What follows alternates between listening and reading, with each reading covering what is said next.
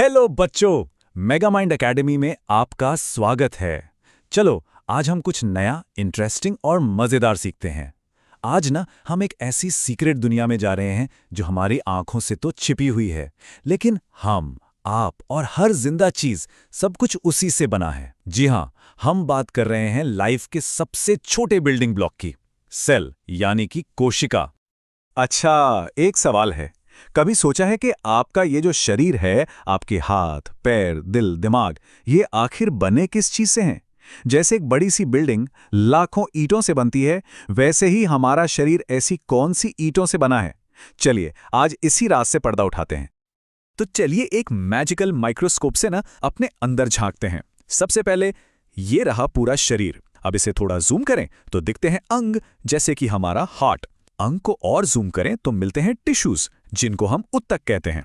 और जब हम इन टिश्यूज के भी अंदर जाते हैं, तब जाकर हमें मिलती है वो सबसे छोटी, सबसे जरूरी चीज, कोशिका यानी कि सेल। तो आखिर ये सेल है क्या? ये है जीवन की संरचनात्मक और कार्यात्मक इकाई। आसान भाषा में समझें तो ये सिर्फ एक ईंट नहीं है जो स्ट्रक्चर देती है, बल्कि ये एक छोटा सा पावर हाउस भी है। एक मिनी फैक्ट्री जहां जिंदगी के सारे काम होते हैं, सांस लेना, एनर्जी बनाना, सब कुछ। तो ये एक घर की नींव भी है और उस घर का इंजन भी। पर सोचो, इतनी छोटी सी चीज को आखिर सबसे पहले देखा किसने होगा? ये कहानी शुरू होती है आज से लगभग 350 साल पहले। चलिए चलते हैं इसकी डिस्कवरी के मजेदार सफर पर। तो सबसे पहले सीन में आए साल 1665 में रॉबर्ट हुक। उन्होंने अपने बनाए हुए माइक्रोस्कोप से सेल को देखा, लेकिन वो एक डेड सेल थी। असली गेम तो तब बदला जब लेट 1600s में एंटोनी वैन लियोनहुक ने पहली बार एक जिंदा, चलती फिरती सेल को देखा। देखो, दोनों में फर्क समझना बहुत जरूरी है। रॉबर्ट हुक ने पेड़ की छाल यानी कॉर्क में खाली डिब्बे देखे और उन्हें सेल नाम दे दिया। मतलब सोचो कि उन्होंने एक खाली घर देखा। लेकिन ल्यूवेनहॉक ने तालाब के पानी में असली जिंदा जीव देखे जो इधर उधर घूम रहे थे। उन्होंने उन्हें एनिमल्क्यूल्स बुलाया, यानी कि छोटे छोटे जानवर। और ये सेल नाम भी बड़ा मजेदार है। हुक को कॉर्क के अंदर मधुमक्खी के छत्ते जैसे छोटे छोटे कमरे दिखे, इसीलिए उन्होंने इसका नाम लैटिन के शब्द सेलुला पर रखा, जिसका मतलब ही होता है एक छोटा सा कमरा। वीडियो आगे भी इंटरेस्टिंग होने वाली है, तो फटाफट लाइक कर दो। अब तैयार हो जाइए सेल की दुनिया के कुछ माइंड ब्लोइंग फैक्ट्स के लिए। आइए देखते हैं कौन है इस दुनिया का सुपरस्टार। सबसे बड़ा कौन, सबसे छोटा कौन और सबसे लंबा कौन? क्या आप विश्वास करेंगे कि दुनिया की सबसे बड़ी सिंगल सेल एक शुतुरमुर्ग का अंडा है? जी हां, वो पूरा का पूरा अंडा जिसे हम देख सकते हैं, पकड़ सकते हैं, वो सिर्फ एक अकेली सेल है। अमेजिंग है ना? और अब स्केल के बिल्कुल दूसरे छोर पर चलते हैं।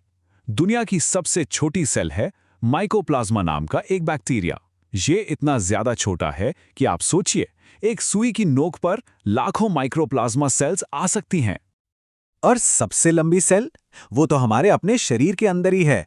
ये है नर्व सेल यानी न्यूरॉन।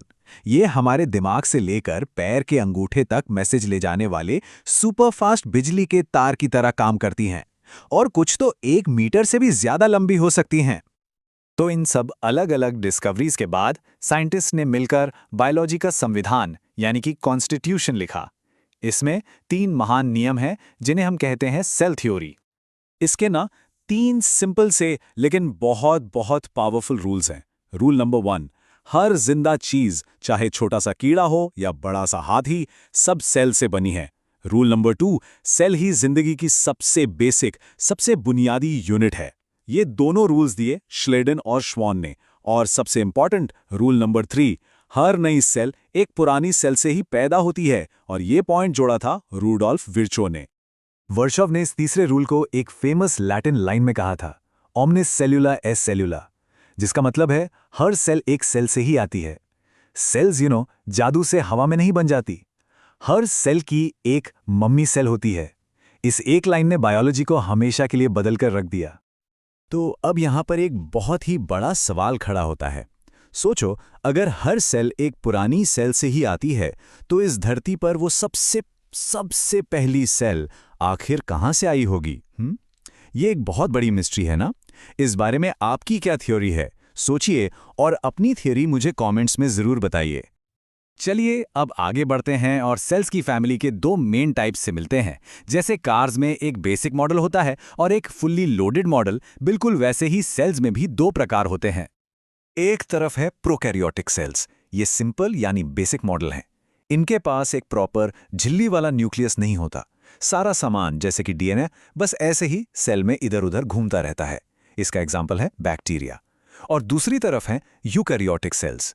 ये एडवांस्ड यानी लोडेड मॉडल हैं। इनके पास एक वेल डिफाइंड न्यूक्लियस होता है जिसे हम सेल का ब्रेन भी कहते हैं। पौधे, जानवर और हम इंसान सब इन्हीं एडवांस सेल्स से बने हैं। अब सेल्स की गिनती के हिसाब से भी जीव दो तरह के होते हैं। पहले हैं यूनिसेल्युलर यानी कि वन मैन आर्मी, जैसे कि अमीबा। उनकी पूरी जिंदगी एक ही सेल में चलती है।